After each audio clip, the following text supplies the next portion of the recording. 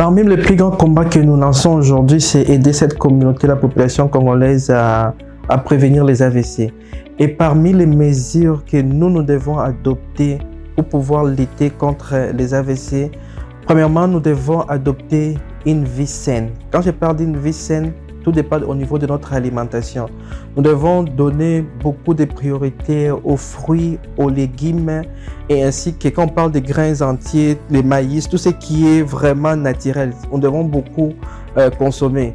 Parce qu'en consommant beaucoup de fruits, en consommant beaucoup de légumes, nous réduisons notre taux ou bien notre risque de développer l'AVC. À part la consommation, c'est-à-dire l'alimentation saine, nous devons aussi intégrer ce qu'on appelle les exercices physiques dans notre quotidien. Aujourd'hui, beaucoup de personnes font seulement l'activité physique les dimanches et surtout avec la communauté congolaise. Et après les dimanches, on part ensemble, on fait marche de santé et on se retrouve dans des coins que nous connaissons et nous consommons le poulet maillot, nous consommons tout ce qui est huilé, graissé et nous aimons beaucoup l'alcool ainsi que toute cette consommation. Ça fait partie des facteurs des risques qui nous aident à développer l'AVC. Mais si nous adoptons un comportement d'une vie saine, beaucoup de fruits, beaucoup de légumes, nous intégrons l'activité physique dans notre quotidien, ça va beaucoup nous aider à pouvoir déjà prévenir des AVC. Récemment, parmi mes patients, il y a quelqu'un qui m'a posé la question. Quand j'ai parlé qu'il fallait beaucoup manger de fruits ainsi que des légumes, ils m'ont répondu la question, non, consommer les fruits c'est très cher. J'ai juste posé une simple question. Entre des jus de plastique qu'on nous vend aujourd'hui et entre un fruit, qu'est-ce qui coûte plus cher? Mais nos auditeurs peuvent répondre à cette question et même aussi. Entre les fruits, si vous pouvez acheter l'orange ainsi qu'un jus de plastique, qu'est-ce qui coûtera cher? Mais vous allez comprendre que nous détruisons notre organisme en consommant tout ce qui est synthétisé au lieu de pouvoir donner la priorité à tout ce qui est naturel. Parmi les aliments qui sont très bénéfiques pour éviter les AVC, nous avons les fruits. Parmi les fruits, nous devons beaucoup consommer les oranges, nous devons consommer beaucoup la mangue, nous devons consommer beaucoup les bananes. Pourquoi surtout beaucoup les bananes? Parce que les bananes contiennent ce qu'on appelle du potassium et ces éléments permettent de pouvoir réduire notre pression artérielle de manière naturelle. À part ça, nous devons aussi adopter un régime, les anglophones ou bien les pays francophones, ils parlent d'un régime méditerranéen. Mais c'est quoi un régime méditerranéen? C'est un régime juste qui est beaucoup riche en légumes, beaucoup riche en fruits. C'est ça ce qu'on appelle un régime méditerranéen. À part ça, il est aussi recommandé de pouvoir consommer beaucoup ce qu'on appelle des grains entiers. Quand on parle des grains entiers, nous avons les maïs, l'orge, nous avons les blés, tout ce qui est soja, tout ce qui est vraiment graines entiers, même les riz. Les riz sauvages ou bien les riz que nous consommons fait partie aussi des éléments très importants que nous devons donner beaucoup priorité. Nous devons donner la priorité à tout ce qui est naturel que d'éviter tout ce qui est synthétique. Et ça, vraiment, j'aimerais marteler à la population, à nos auditeurs qui nous suivent.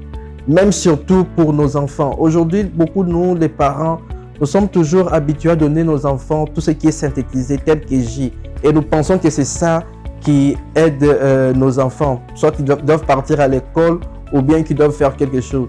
Mais plutôt, nous devons donner la priorité à aider nos enfants en consommant tout ce qui est naturel, tel que des fruits, beaucoup de légumes. Selon l'Organisation mondiale de la santé, l'OMS a recommandé souvent environ 150 minutes la semaine que nous devons apprendre à faire cet exercice. On peut même aller au-delà. Mais souvent, avec notre expérience neurologique, on a toujours recommandé les gens que chaque jour, vous devez apprendre à faire un exercice physique, même des 20 minutes, 30 minutes ou bien même en dessous des 20 minutes. Souvent, ce qui nous aide, même la marche corporelle, nous devons les faire de manière régulière chaque jour pour permettre à notre organisme d'être en bonne santé. Nous devons éviter les genres d'exercices physiques qu'on fait juste une fois la semaine et après avoir fait cet exercice physique, souvent la marche de santé ou bien les gens courent et après ça, on peut nous retrouver dans des endroits bien spécifiques que les jeunes que nous aimons. Nous commençons à consommer les chichas, nous commençons à consommer tout ce qui est graissé, tout ce qui est huilé. Et ça détruit notre organisme. Plutôt, nous devons nous dire chaque jour quand on se réveille le matin, on fait environ 5-10 minutes de l'exercice physique qui peut être soit la marche brisque, qui peut être soit d'autres, il y a beaucoup, même la corde à sauter, tout ce qui est exercice physique, nous devons le faire de manière régulière. Certaines personnes, ils doivent connaître les antécédents familiaux. Quand je parle des antécédents familiaux, nous devons comprendre exactement si nos parents, arrière-grands-pères ou bien quelqu'un de notre famille qui a développé l'AVC. Des personnes qui ont des facteurs génétiques au niveau de leur famille qui ont développé l'AVC, leur risque de développer l'AVC est élevé. Mais ça ne veut pas dire que vous allez développer l'AVC. Plutôt, si vous connaissez ces antécédents familiaux liés à l'AVC, vous pouvez mieux vous prévenir et éviter l'AVC. Et comme j'ai toujours dit, l'AVC est évitable. Même si vous avez des antécédents familiaux de l'AVC, vous pouvez éviter l'AVC si et seulement si vous connaissez les antécédents familiaux.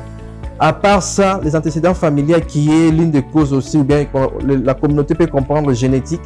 Mais à part ça, nous avons aussi d'autres facteurs aussi qui entrent ensemble pour développer l'AVC.